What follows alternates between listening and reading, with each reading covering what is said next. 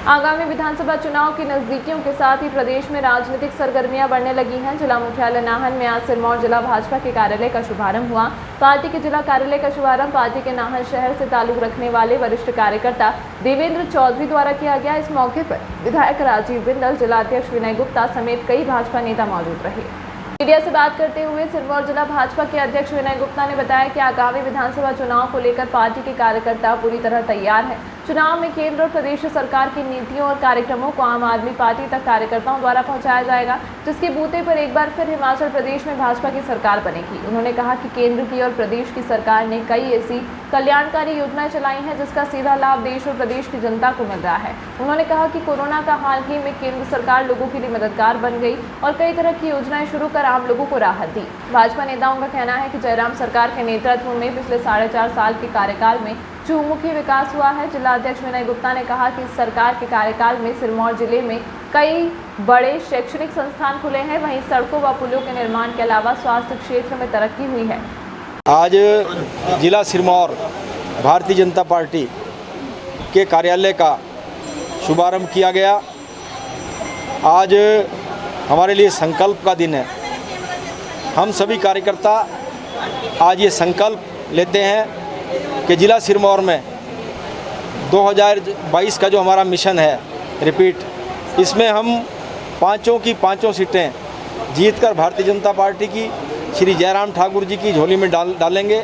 ये संकल्प हम सब कार्यकर्ताओं ने आज लिया है। सारी दुनिया और देश और प्रदेश जानता है जिस प्रकार से माननीय मोदी जी ने पूरे देश की सेवा पिछले 8 साल से की है, कैसे उन्होंने शासन सुशासन में बदला, विकास में बदला, देश की चहुमुखी तरक्की की, अनेकों ऐसी योजनाएं चलाई जिन योजनाओं का लाभ हमारे पूरी देश के गरीब से गरीब तबके को मिला।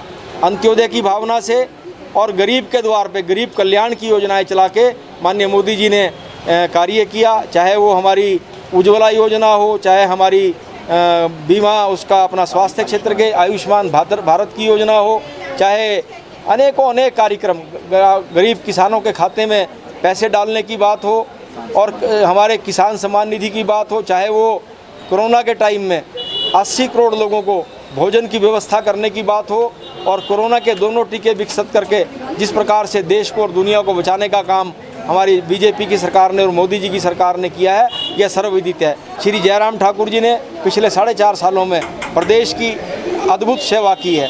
जयराम ठाकुर जी ने एक गरीब के बेटे हैं।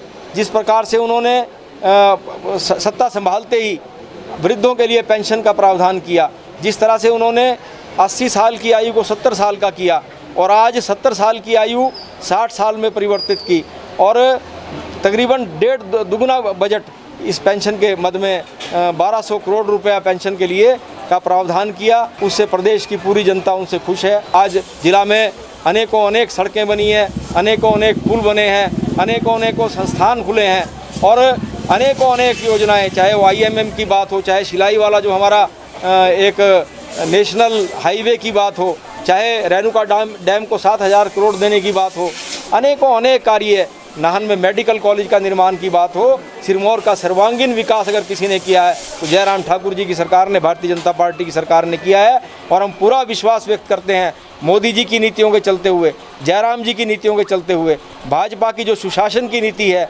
भाजपा की जो अंत्योदय की नीति है, गरीब के द्वार तक सरकार पहुंचाने की नीति है, इन नीतियों को चलते हुए आज हम ये कह सकते हैं कि प्रदेश में दोबारा से भारतीय जनता पार्टी की सरकार बनेगी। और जो रिवाज हमने एक संकल्प लिया है कि इस बार रिवाज बदलेंगे, जो एक बार सत्ता इधर आती थी एक बार उधर आती थी, उस रिवाज को हिमाचल प्रदेश में बदल के देंगे। हिमाचल प्रदेश में पुनः भारतीय जनता पार्टी की सत्ता आएगी। तो रखे अभिमान, पिया तो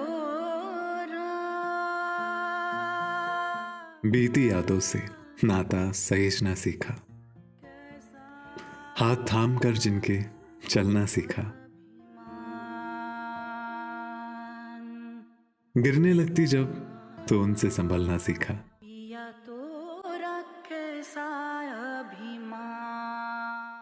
उनकी डांट से खुद को तराशना सीखा,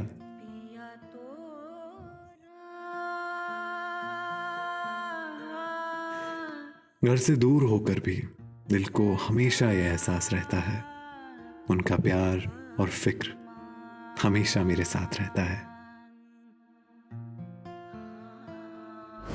भूषण ज्वेलर्स, अनमोल रिश्तों के लिए।